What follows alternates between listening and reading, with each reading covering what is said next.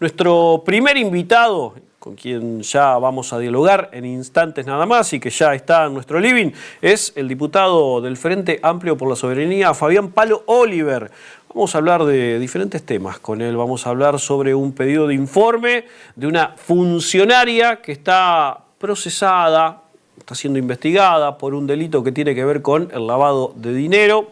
Vamos a ver específicamente cómo se encuentra eso, pero también sobre algo que me parece que va a empezar a tener mucha atención con el paso del tiempo. Ya estamos en el mes 8 de este año y prontamente, por no decir ya en algunos puntos, vamos a empezar a transitar un calendario electoral del próximo año que viene con la salvedad de que a lo mejor muy seguramente tengamos que elegir convencionales constituyentes. Sobre esos temas vamos a hablar con Fabián Palo Oliver. Fabián, ¿cómo va? Pero muy bien, Sergio, un gusto. Bienvenido. Gracias. Bueno, hay toda una situación respecto de una fecha que tiene que ver con el 12 de septiembre de 2023. Se descubrió una cueva financiera en un barrio muy exclusivo de Santa Fe, un barrio que se ubica en el puerto de Santa Fe específicamente. Y a partir de allí se conoció como el descubrimiento de la cueva financiera del puerto. Un hecho que a todas luces era irregular. Y a partir de ahí también se vinculó el nombre de una funcionaria, que era la pareja de quien estaba en ese lugar. Hay toda una situación que desenvolvió alrededor de eso. ¿Qué es lo que pasó? Bueno, primero hay que decir que quizás esta causa, que se conoce como la cueva financiera del puerto, que si bien es producto de un allanamiento casual, fortuito, sí. Fortuito, lo cierto es que, bueno, que se descubrió una cueva financiera, quizás de la misma dimensión que aquella que se conoció como la causa Oldani, acá muy cerquita, claro, ¿no? Bueno, por esto hay una persona procesada, pero hay una empleada provincial, contadora pública nacional, que está involucrada dentro de esta causa. El nombre completo es, Sergio. Laura Miasi. Laura Miasi. Exactamente. La contadora Laura Miasi. En realidad es pareja de la persona que está detenida. Están imputados los dos y están procesados. En el caso de Laura Miasi está procesada como partícipe necesaria del lavado de dinero, sí, y de otras acciones financieras. Con el agravante de que era funcionaria pública en un área de economía. En un área de economía, exactamente. Dependía del ex ministro de Economía de la gestión de Omar Perotti. Ella fue separada, obviamente, del cargo, pero volvió a su cargo de planta permanente, porque ella era empleada de la provincia de Santa Fe. Sigue siendo empleada, obviamente, y nosotros lo que hicimos es hacer un pedido de informe. Ya está pedido formalmente el tratamiento sobre tabla. Vamos a ver si el día jueves en la tarea de labor parlamentaria se habilita su tratamiento sobre tablas, para preguntar, bueno, en qué situación está, primero, el sumario administrativo que se le realizó. Desde el mes de enero el expediente está en el Ministerio de Gobierno, o sea, que está a cargo del doctor Fabián Bastía. Y en realidad estamos preguntando, bueno, qué tramitaciones se hicieron con el expediente, qué tipo de acusación se hace, qué descargo hizo esta empleada, teniendo en cuenta que obviamente, bueno, existe un estatuto del empleado público de la provincia. Obviamente que la tarea y la actividad y la actitud decorosa que tiene que tener un empleado público dentro de la administración está contenido en ese estatuto, claro, obviamente. Involucra también fuera de la administración. Y concretamente, si ella llega a ser culpable, tiene una condena, obviamente que automáticamente queda deja fuera de del ser Estado. Empleada pública, sí, sin duda. Pero bueno, en el mientras tanto, y bueno, teniendo en cuenta, por supuesto, el principio de inocencia, sí, claro, es muy difícil que el Estado en estos tiempos es vital recordar esto. Argentina se rige también por Sí, obviamente, y es el derecho que tiene ella también como imputada y como procesada. Nosotros no estamos haciendo un adelantamiento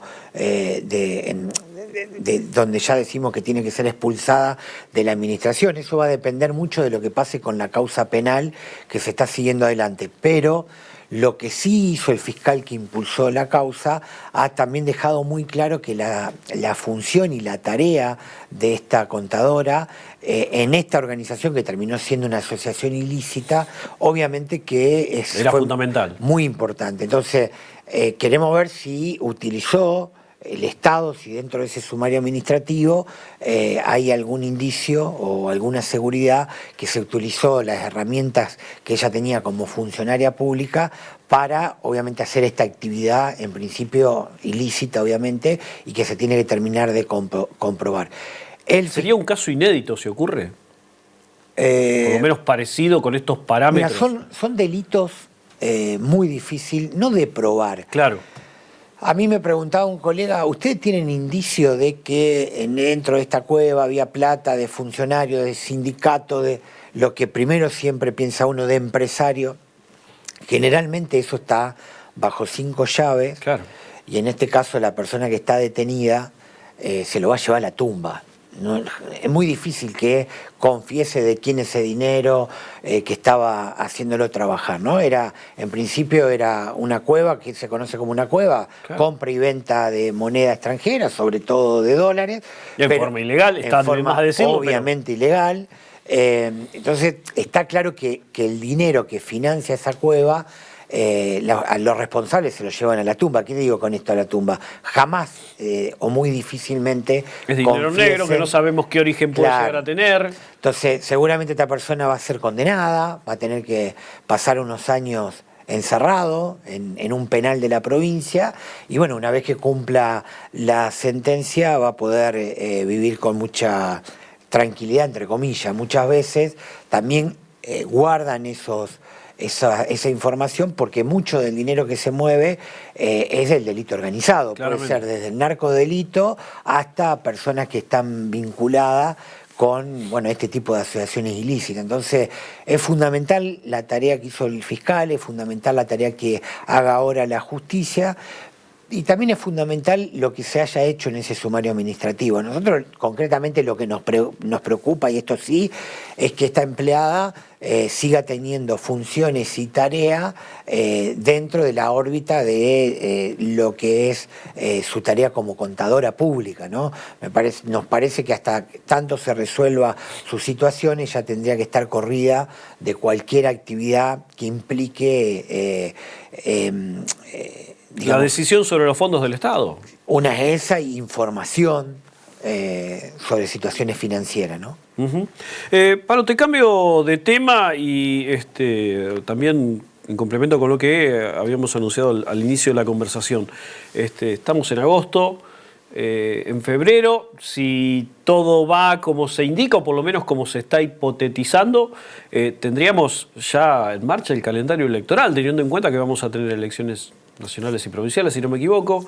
Sería el primer semestre elecciones provinciales, el segundo semestre las elecciones nacionales, pero a eso en Santa Fe hay que sumarle la posibilidad de que elijamos convencionales constituyentes.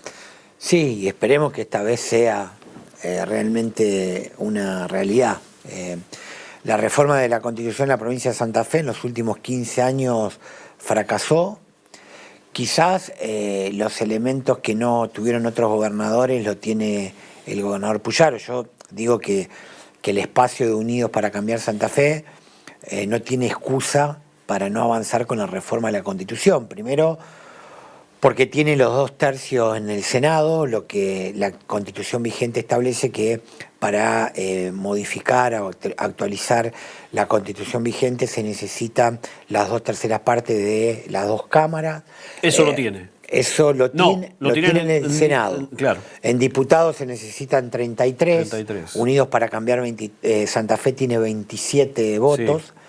Y bueno, a diferencia de otros espacios, nosotros desde el Frente Amplio por la Soberanía, que el bloque que constituimos con Carlos del Frade, que es el presidente del bloque, Claudia Balaguer y yo, nosotros ya hemos definido públicamente el acompañamiento a la ley de necesidad de la reforma, porque estamos convencidos que la reforma de la Constitución de Santa Fe debe ser reformada, tiene 62 años, nuestra Constitución, Tampoco Santa Fe actualizó la Constitución después de la reforma del 94. Tenemos el triste privilegio, junto con Mendoza, de ser las dos únicas provincias que no adecuaron su Constitución provincial a la reforma del 94, ¿no? Pero Mendoza no fue cuna de la Constitución ni de la reforma. Claro, Santa Fe tiene también ese peso, ¿no?, en la historia. Así que creo que en esta oportunidad esperemos que no se cometan los errores que se cometieron con anterioridad. ¿Cuáles son los errores? Básicamente, desde la oposición y muchas veces del oficialismo, centrar la discusión de la ley de necesidad de reforma en la reelección del actual gobernador. Para nosotros eso es un error. No compartimos que se discuta un núcleo de coincidencia. Nuestra Constitución establece que la reforma puede ser total o parcial. Nosotros entendemos que la reforma tiene que ser total y la materia a reformar, a modernizar, deben ser de los propios convencionales. La legislatura únicamente se tiene que atener a sancionar una ley que establezca en el primer artículo la necesidad de la reforma, la convocatoria a elecciones de los constituyentes, cómo se van a elegir los 69 constituyentes. La propia Constitución vigente dice que para reformarla hay que elegir convencionales constituyentes en el mismo número que el Poder Legislativo de la provincia, es decir, son 69 constituyentes. Establecer el régimen electoral. Nosotros entendemos que se tiene que utilizar el régimen que se utiliza en la provincia de Santa Fe para las elecciones provinciales, es decir, internas, abiertas, simultáneas, con boleta única, y no más que eso. Eso debe ser y la cantidad de días que se puede poner que la constituyente va a funcionar. Nosotros entendemos que con 180 días como máximo es suficiente. Y después toda la materia de lo que se debe incorporar, obviamente nosotros tenemos nuestro propio proyecto, nuestra propia agenda, con la incorporación de nuevos derechos, nuevos institutos, los derechos de tercera generación, los derechos ambientales, alimentarios, todo lo que tiene que ver con servicios públicos, lo institucional, la revocatoria de mandato, el Consejo de la Magistratura, Defensor del Pueblo, todos institutos que están creados por leyes que nosotros entendemos que tienen que tener jerarquía constitucional. Lo que sí entendemos que nuestra Constitución debe ser una Constitución que contemple nuevos derechos en un momento difícil también del país, porque hay obviamente... Sobre todo para hablar de derechos. Sí, sobre todo para hablar de derechos, porque tenemos un presidente que no cree en los derechos individuales, colectivos, que no cree en el ejercicio de la ciudadanía, que no cree en el Estado. Pero bueno, ese es el desafío de los que van a ser candidatos a constituyente, ¿no? Tratar de... Podría ser un faro, sin duda, políticamente hablando, sin duda, una reforma de la Constitución, sí, sin duda, el año que viene. Pero bueno, nosotros, a diferencia de por lo menos los otros espacios opositores o no oficialistas que se han manifestado, nosotros vamos a votar la necesidad de la reforma sin ningún tipo de condicionamiento. Sí. Avanza el Ejecutivo con otros sectores en un núcleo de coincidencia, votaremos en general la necesidad de la reforma y después votaremos en contra los artículos que pretenden amañatar la posibilidad de que haya un amplio debate y que sea tarea de los constituyentes discutir qué es lo que se va a reformar, cómo se va a reformar. Pero no vamos a poner condiciones al oficialismo, ni al espacio del gobernador, ni a los otros sectores de la oposición. Planteamos cuál es nuestra postura. Creemos que para que la reforma no fracase una vez más, hay que hacer una ley donde establezca que la reforma tiene que ser total. No hay que discutir si el actual gobernador puede ser habilitado o no, eso lo tendrá que discutir los convencionales, de acuerdo a la mayoría que exista en esa convención. Habrá que discutir si está habilitado, si el actual mandato se cuenta como el primer mandato. Claro.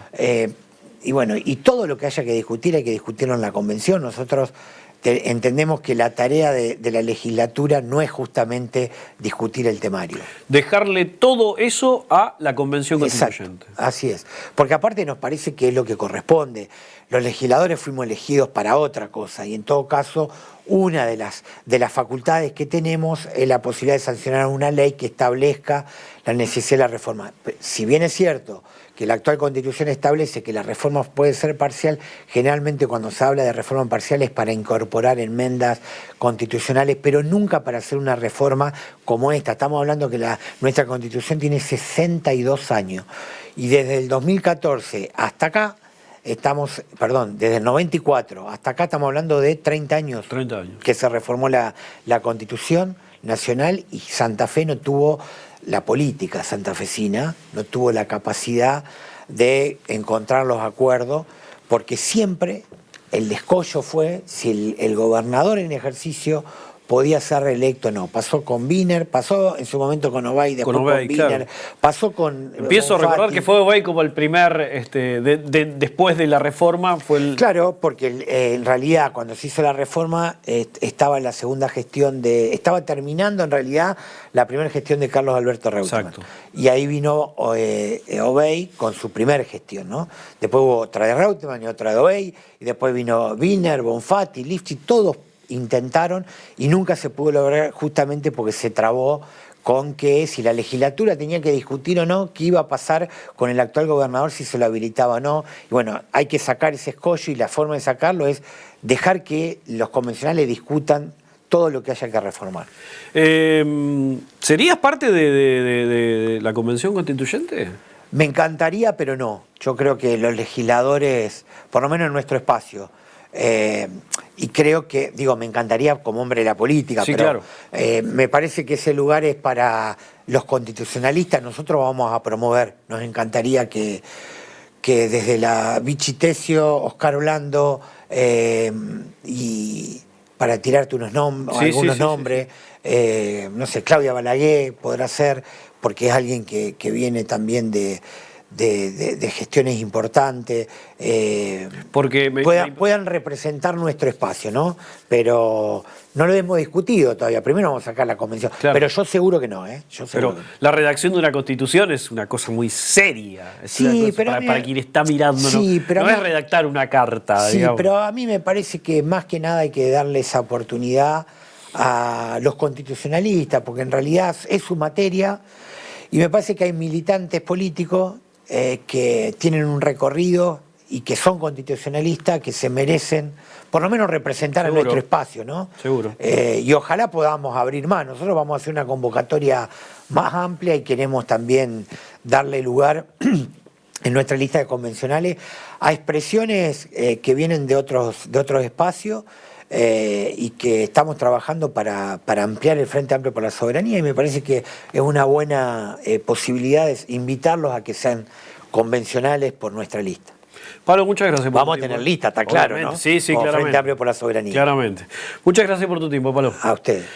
Fabián Palo Oliver con nosotros, diputado del Frente Amplio por la Soberanía, discutiendo de dos temas, o exponiendo, mejor dicho, dos temas. Uno que tiene que ver con un pedido de informes acerca de una funcionaria que está implicada y que de alguna forma está procesada por el lavado de dinero, por lo menos delitos vinculados al lavado de dinero. Y por otra parte, hablando de lo que se va a venir electoralmente el próximo año, que es justamente la Convención Constituyente. ¿Se va a venir? Sí. No, bueno, será parte de las elecciones el año que viene. Bueno, seguramente habrá más tiempo todavía para discutirlo.